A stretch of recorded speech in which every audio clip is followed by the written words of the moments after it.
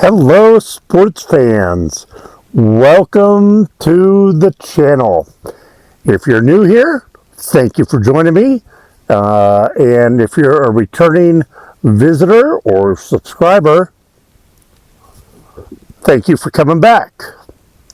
So, I've got a pretty good video including some of my would you call them pet peeves, and particularly these are pertaining to boondocking.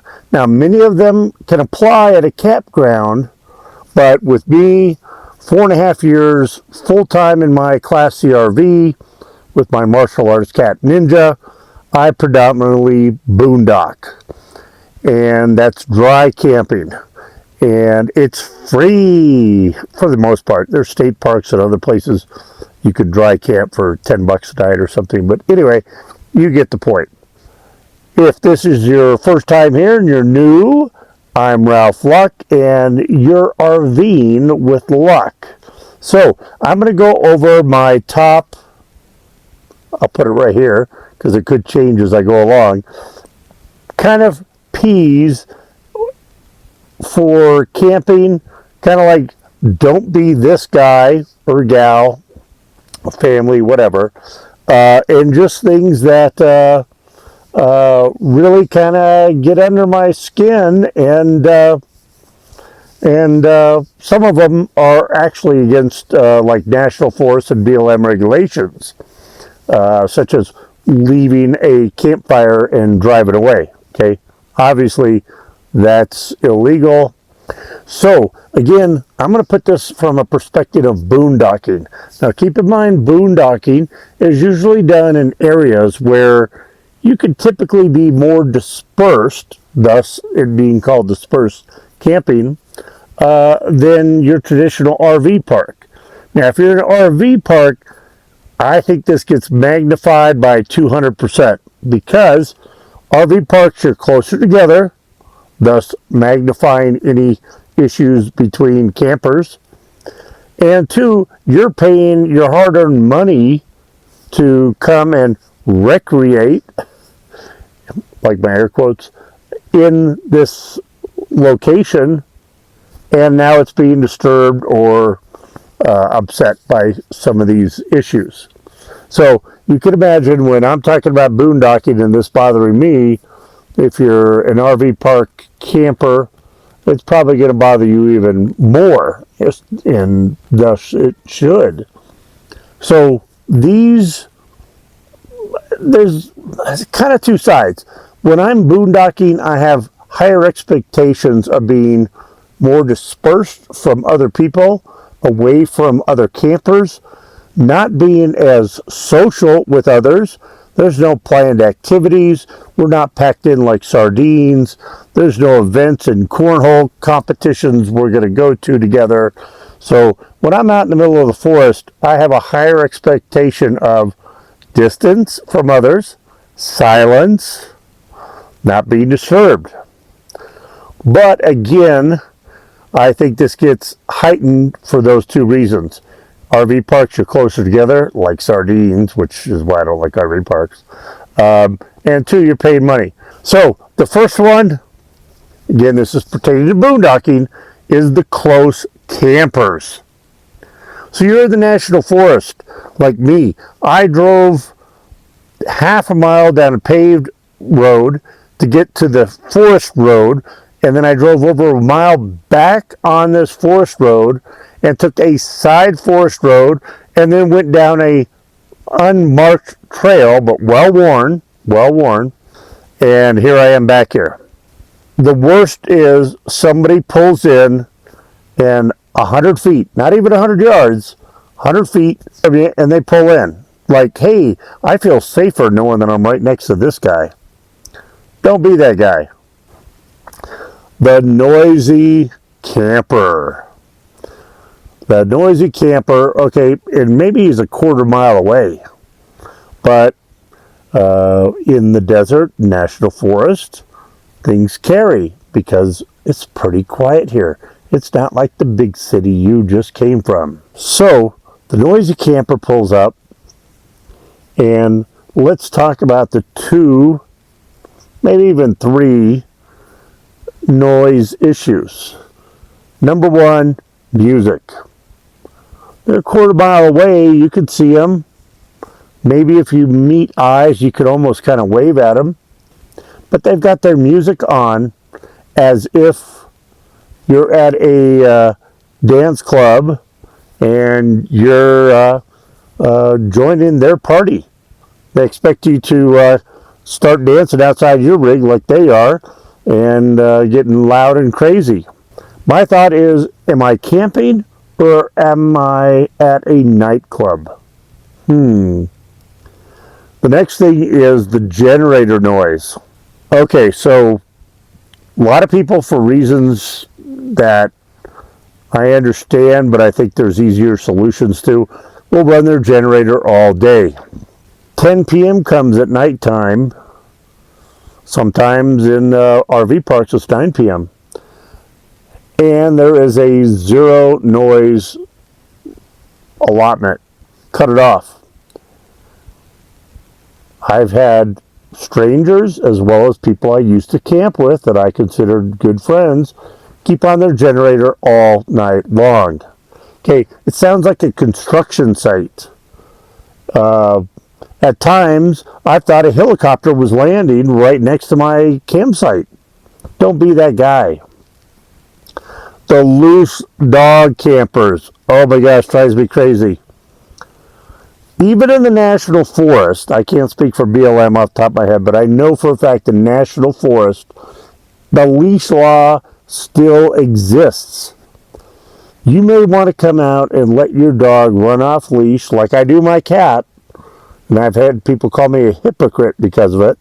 But I'm like, my cat is not going to attack you unless you try to grab her. And my cat stays within like 50 feet of the RV. And she runs away as people drive in or walk in. Your dog, no matter how well behaved, may not always be 100% well behaved. I've known people that the dog, for whatever reason, freaks out and runs and jumps on somebody and bites them.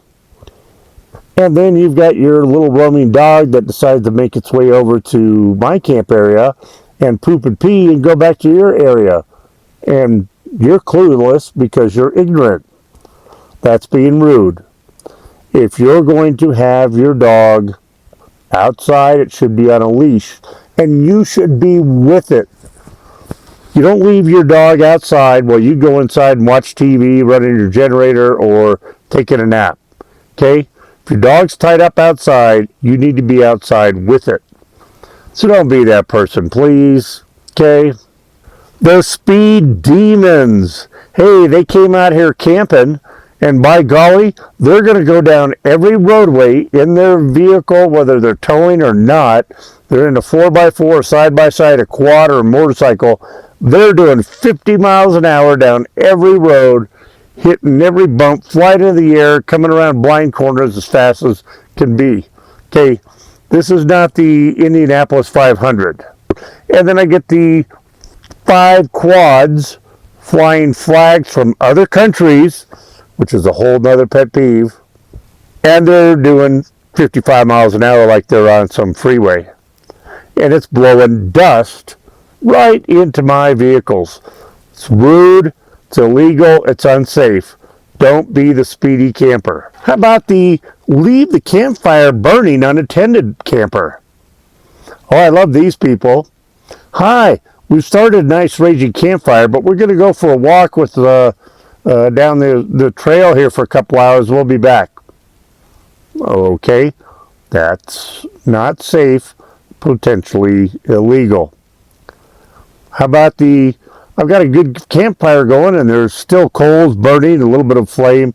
I'm going to bed, but I'll be inside my RV sound asleep, and I will just be omnipotent and know if that fire hops out of the fire ring and starts spreading and catches the forest on fire for hundreds of acres.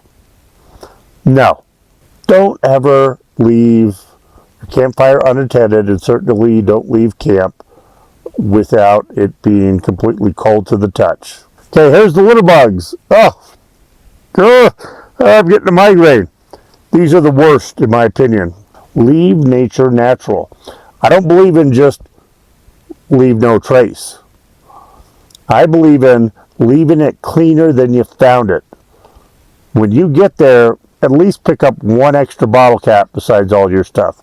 Anyway, that's my comment about that. The constant dog barking neighbor. So I've already talked about those that will leave their dog tied up outside. Don't do it. Especially when your dog is a barker. Oh my goodness. No one, I don't care what time of the day it is, especially night of course, but no one wants to hear a dog barking constantly for 30 minutes. How about the floodlight campers? Yay!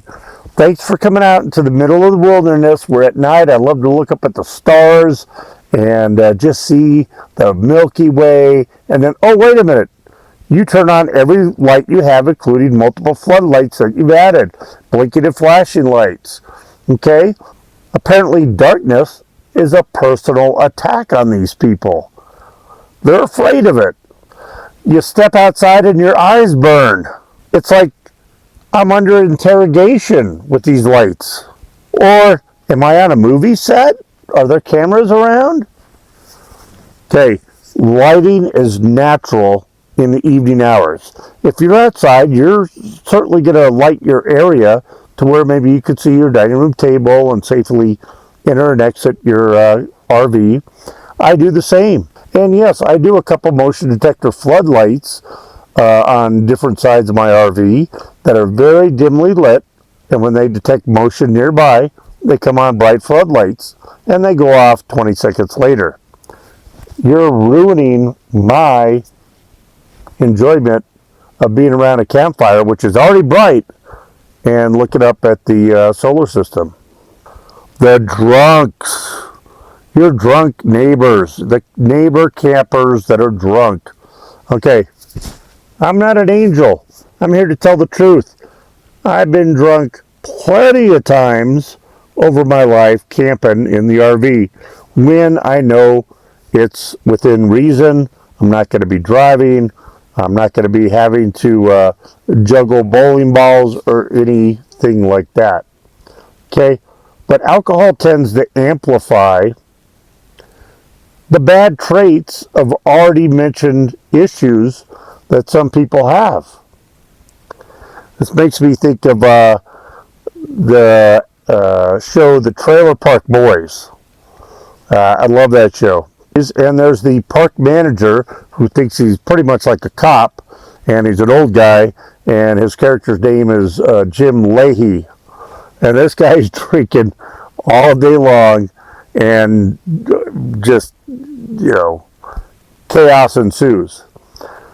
If you're drunk, stay at your campsite. I've had drunk guys and girls come wander over. Scariest thing was like a couple of 21-year-old girls come wandering over, and they're like, we're parked about a mile down the road, just taking a walk. Thought we'd say hi. And it's me and like 10 guys. And I'm like, wow. This is not a smart decision for you. You're lucky we're law-abiding citizens and very nice Christian guys, but you shouldn't be out at a midnight walk in the dark when you're drunk, and especially approaching campsites. But people do it, and I've had the opposite. I've had angry, drunk guys drive up and walk up and just want to kind of get into it with you. So being drunk is fine. If you're in your own campsite, you're not disturbing others. And that kind of sums up the whole theme of all of this. If you're not bothering, impacting, disturbing other campers, whether it be boondocking like I do, or in an RV park, you're probably okay. So try to be considerate. We need more consideration in today's world, certainly. But I greatly appreciate you watching this video. Please smash that thumbs up button if you enjoyed it. If you're not already subscribed, please do so you get alerts anytime I post a new video. If you want to help out the channel, me or Ninja, you can buy us a coffee right here, and there's a link in the description below. Thank you all for watching. From Ninja and I bid you adieu. Go out there, be positive, be nice, and be active.